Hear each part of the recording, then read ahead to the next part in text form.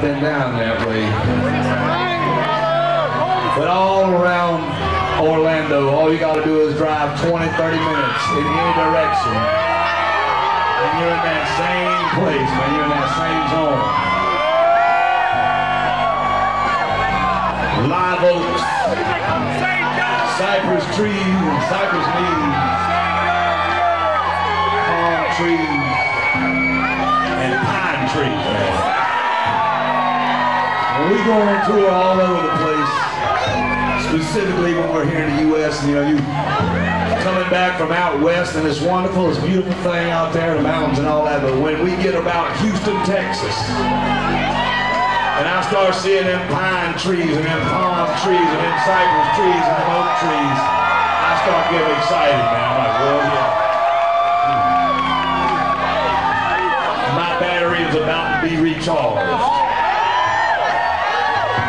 Free of charge. That's the shit they can't charge for. They try to charge for everything else. I ain't sure who they is, but that's one thing they can't charge you for. Because it goes beyond all our games, the little games we play. And that's why I love this place. It inspired me. It lifted me up out of so many things you wouldn't believe. All I gotta do is think about it and hear them sounds. In the summertime, sounds like cicadas.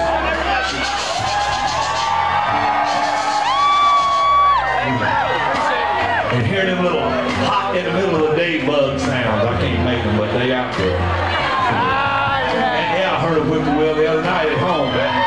Who could say no to a whippoorwill, you know? And I have seen a couple of fireflies dancing around here. They don't spray for mosquitoes with helicopters and shit. We can get fireflies back. And if mosquitoes really bother you, you in the wrong goddamn state. You need to move your ass somewhere else. If it's too hot, I get it. But don't think you can move to Minnesota and get away from mosquitoes, because they mosquitoes make ours look like child's play. Found that shit out the hard way.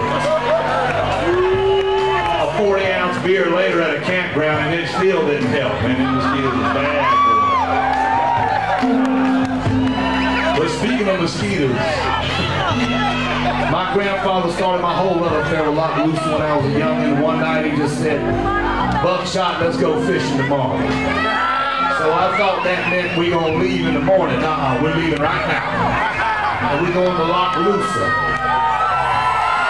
And I was real little. I'm like, Loch what? We going speckled perch fishing in the morning.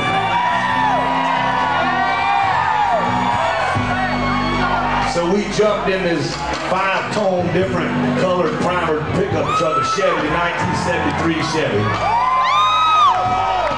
3 on the tree. I learned how to drive it standing up on the floor, baby. No bullshit. He had a topper he made out of corrugated metal, or roof metal. It's at the house. I'm going to take a picture of it, I swear, and put it online someday. Got us some homemade sleeping blankets. That's electric blankets that don't work no more. Thank God. Who wants to sleep in a field of electricity? I don't know about that.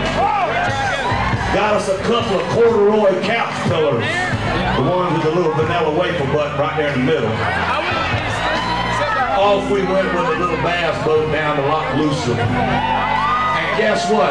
There's still mosquitoes out in January in Lake Lochloosa, man, I'll tell you. Next morning we hit the lake bright and early, got our cane poles ready, got crickets. I know that sounds mean. Find us a speckled perch pod, lay across that bitch and just start catching fish, you know. I can feel the boat doing this number right here, start to lift a little. And I look towards the back of the boat and the water's almost over the transom. We're about to sink and I'm like, we gonna sink! And my grandfather was like, Believe we will. We ran over to the console and cranked the boat up.